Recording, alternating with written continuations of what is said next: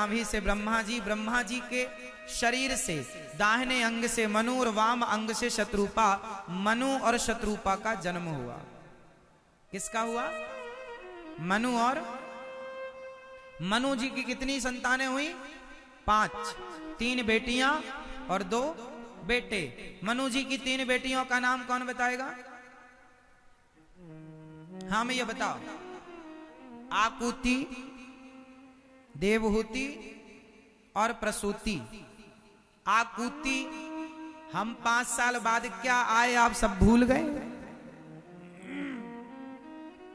आकुति मतलब मनु जी की बेटी आकुति का विवाह रुचि प्रजापति से हुआ।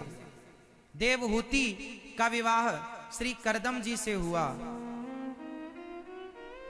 देवहूति को लेकर के गए। माता देवहूति का विवाह करदम जी से जब हुआ तो करदम जी संत आदमी थे, साधना में बैठे थे। कहा मनु जी ने मेरी बेटी से विवाह कर लो। महाराज मैं साधु, मेरे से क्यों करना चाहते? नहीं, मेरी बेटी का विवाह मैं आपसे करना चाहता हूं। पहले के पिता अपनी बेटी के लिए तपस्वी लड़का देखते थे, आजकल का बाप केवल पैसे वाला देखता है। पैसा होना चाहिए भले कैसा भी हो, थोड़ा ठीक देखा करो। मनु जी की बेटी का विवाह संपन्न हुआ करदम जी से। करदम जी ध्यान में डूब गए। 40 साल बाद समाधि खुली, तब तक देवहूति बूढ़ी हो गई थी। अच्छा एक बात बताओ, गृहस्थी चलाने के लिए करदम जी और देवहूति के वार्ता को समझना पड़ेगा। माता देवहूति ऐसी पतिव्रता नारी थी कि पति समाधि में डूबे हैं 40 साल तक,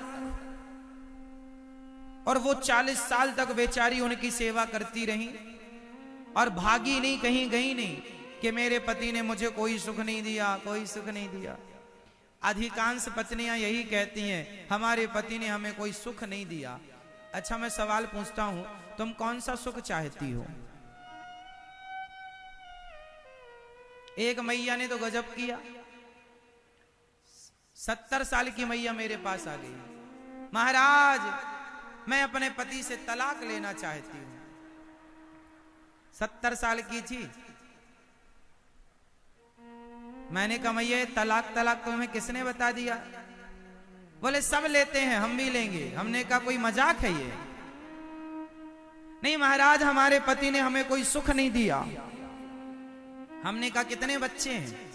बोली 4। हमने कहा ये 4 बच्चे हैं, कितने बड़े हैं?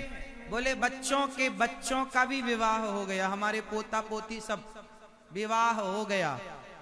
तो हमने कहा अब तलाक लेके क्या पाना चाहती हो? महाराज कोई सुख नहीं दिया हमारे पति ने।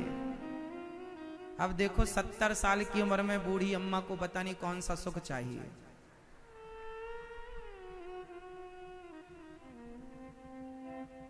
ये जो तुम्हारी इच्छाएं हैं ना पूरी नहीं हो रही हैं। आदमी बूढ़ा हो गया, आदमी के पूरे होने का टाइम आ गया, लेकिन इच्छाएं अभी पूरी नहीं हुई।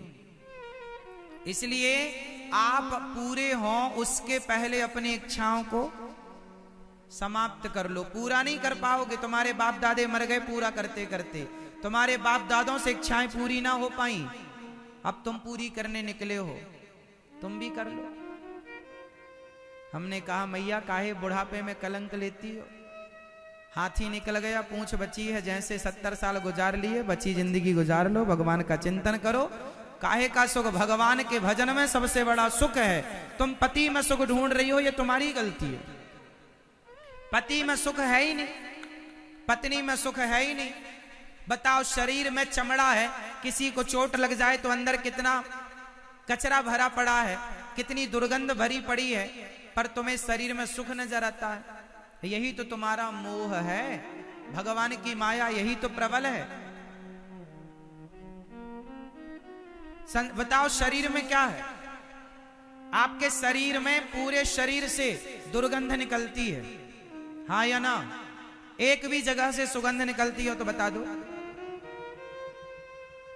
आंख में सवेरे कीचड़ निकलता है, नाक में सर्दी हो जाए तो नाला बहता है, कान में उंगली डालो तो कचरा निकलता है, मुंह में कितना दुर्गंध देता है, लोगों का मुंह कितना गंधाता है। कुछ लोग तो उस पर भी मंजन ब्रश जी भी नहीं करते, उनका मुंह तो गजब होता है, नाले की तरह गंधाता है। मलमूत्र से भरा शरीर है और तुम्हें इसमें सुख चाहिए। मर गए तुम्हारे बाप दादा, इसमें सुख ढूंढते ढूंढते, इसमें सुख नहीं मिलेगा। हाँ, इसलिए भोगी बनकर शरीरों में सुख ना देखो।